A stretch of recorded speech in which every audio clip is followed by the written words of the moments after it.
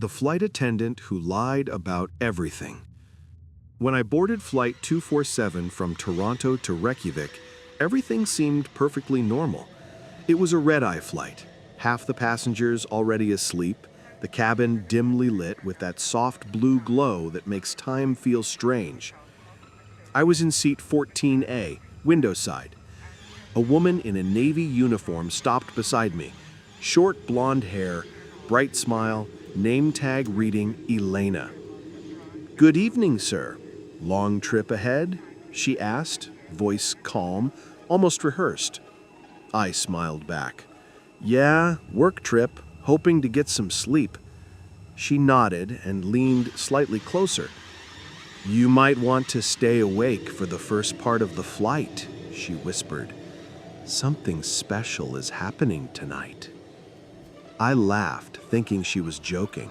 Maybe some aurora lights or turbulence warning, but her tone was too serious. 30 minutes after takeoff, I noticed something strange. Elena wasn't serving anyone else. No card, no other attendants, just her walking up and down the aisle, stopping sometimes to stare out the window. I buzzed the call button once, pretending I needed water. She appeared instantly, like she'd been waiting. "Can I help you?" "Yeah, water, please." She smiled again, the same fixed, too wide smile, and handed me a bottle that wasn't from the airline's brand. Plain, no label. "Is this safe?" I asked, half joking. "Of course," she said softly. "You'll need it when it starts." "When what starts?" But she was already walking away. About an hour in, I realized something even weirder. No one else seemed to notice her. 2 attendants were serving meals down the other aisle. Neither looked like Elena. Their name tags said Sarah and Megan. When one passed by, I asked, "Hey, where's Elena, the other attendant?" The woman frowned. "Sorry, who?" "Elena.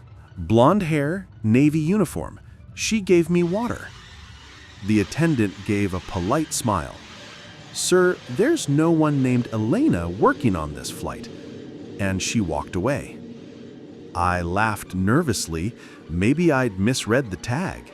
But the water bottle was still in my hand, half empty, no label, condensation cold. 2 hours later, I opened my tray table and found a folded napkin wedged underneath. On it, written in neat blue ink, "Don't land in Reykjavik." I froze. I looked around. Nobody was watching me. I buzzed the call button again. No one came. After 2 minutes, Elena appeared. But this time, she wasn't smiling. "Did you read it? What is this? Is this a joke?" "You shouldn't be on this flight," she said, eyes darting toward the cockpit. "They switched the route. It's not going where you think." Before I could respond, a voice came over the intercom. "Ladies and gentlemen, please fasten your seatbelts. We're experiencing slight turbulence." But the plane wasn't shaking. Not at all. The cabin lights dimmed even more. Out the window, it was pure darkness. No stars, no clouds, no nothing. Just black. Elena leaned close again. "When the lights flicker, count to 10 and close your eyes. Don't open them until it's quiet." "Why?" "Because they'll notice you're awake." Before I could ask who they were, the lights did flicker. Once. Twice. Then they went completely out. Someone screamed from the back. Then silence. In the darkness, I heard whispering. Not from passengers. It came from the speakers. Dozens of voices whispering in a language I couldn't recognize. Then a sound like static, but rhythmic, like breathing. I counted. 1, 2, 3. At 10, everything went silent. When I opened my eyes, the cabin lights were back. The passengers were calm, reading, eating, talking, like nothing had happened.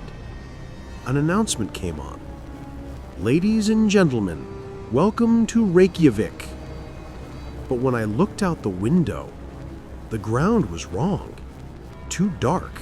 No airport lights, no buildings, just fog, and what looked like water. The plane landed smoothly, but when the doors opened, cold air rushed in, and I swear I smelled salt. Elena appeared again, standing by the exit. "End of the line," she said, smiling again.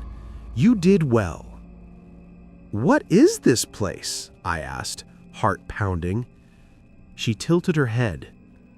"You'll see." As I stepped out, I turned around and she was gone. The door shut, and when I looked back, the plane was gone too. Just mist. Endless, gray mist.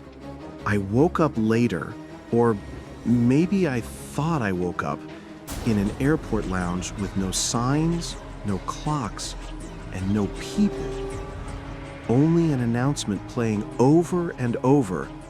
"Flight 247 has arrived. Passengers, please remain seated until further notice." I looked at the boarding pass in my pocket. It didn't say Toronto to Reykjavik anymore.